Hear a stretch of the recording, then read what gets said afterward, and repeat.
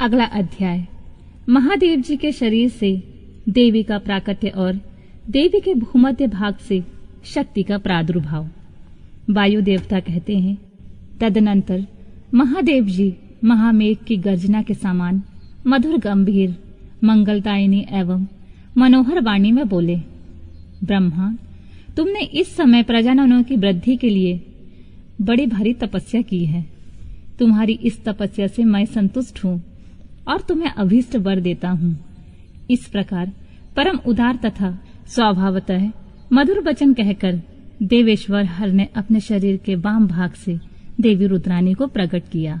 जिन दिव्य गुण संपन्न देवी को ब्रह्मवेत्ता पुरुष परमात्मा शिव की पराशक्ति कहते हैं तथा जिनमें जन्म, मृत्यु और जरा आदि विकारों का प्रवेश नहीं है, वे भवानी उस समय शिव के अंग से प्रकट हुई, जिनका परम भाव देवताओं को भी ज्ञात नहीं है। वे समस्त देवताओं को भी अधीश्वर देवी अपने स्वामी के अंग से प्रकट हुई। उन सर्वलोक महेश्वरी परमेश्वरी को देखकर विराट पुरुष ब्रह्मा ने प्रणाम किया और उन सर्वज्ञ सर्वव्यापिनी सूक्ष्म अपनी प्रभा से इस संपूर्ण जगत को प्रकाशित करने वाली यह पराशक्ति महादेवी से इस प्रकार प्रार्थना की। ब्रह्मा जी बोले, सर्व जगन्मयी देवी, महादेव जी ने सबसे पहले मुझे उत्पन्न किया और प्रजा की सृष्टि के कार्य में लगाया। इनकी आज्ञा से मैं समस्त जगत की सृष्टि करता हूँ, किंतु देवी, मेरे मानसिक संकल्प से रचे गए देवता आदि समस्त प्राणी बारंबार सृष्टि करने पर भी आगे नहीं बढ़ रहे हैं। अतः अब मैं मैथुनी सृष्टि करके ही अपनी सारी प्रजा को बढ़ाना चाहता हूँ। आपके पहले नारी कुल का प्रादुर्भाव नहीं हुआ था, इसलिए नारी कुल की सृष्टि करने के लिए मुझ में शक्ति नहीं है। संपूर्ण शक्तियों का आविर्भाव आपसे ही होता है। अतः सर्वत्र सबको सब प्रकार की शक्ति देने वाली आप वरदायिनी माया देवेश्वरी से प्रार्थना करता हूँ, संसार भय को दूर करने वाली सर्वव्यापिनी देवी, इस चराचर जगत की वृद्धि के लिए आप अपने एक अंश से मेरे पुत्र दक्ष की पुत्री हो जाइए।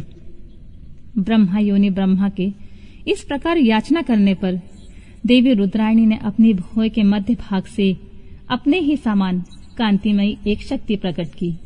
उसे देखकर देव देवेश्वर हर ने हंसते हुए कहा, तुम तपस्या द्वारा ब्रह्मा जी की आराधना करके उनका मनोरथ पूर्ण करो। परमेश्वर शिव की इस आज्ञा को शिरोधार्य करके वह देवी ब्रह्मा जी की प्रार्थना के अनुसार दक्ष की पुत्री हो गईं। इस प्रकार ब्रह्मा जी को ब्रह्म रूपिणी अनुपम शक्ति देकर देवी शिवा महादेव जी के शरीर में प्रविष्ट हो गईं। फिर महादेव भी अंतर्ध्यान हो गए। तभी से इस जगत के भीतर स्त्री जाति का भोग प्रतिष्ठित हुआ और मैथुन द्वारा प्रजा की सृष्टि का कार्य चलने लगा। मुनिवरों, इससे ब्रह्मा जी को भी आनंद और संतोष प्राप्त हुआ। देवी से शक्ति के प्रादुर्भाव का सारा प्रसंग मैंने तुम्हें कह सुनाया। प्राणियों की सृष्टि के लिए प्रसंग में इस विषय का वर्णन किया गया है। यह पुण्य की वृद्धि करने वाला है, अतः अवश्य सुनने योग्य है। जो प्रतिदिन देवी से शक्ति के प्रादुर्भाव की इस कथा का कीर्तन करता है, उसे सब प्रकार का पुण्य प्राप्त होता है तथा वह शुभ लक्षण पुत्र पाता है।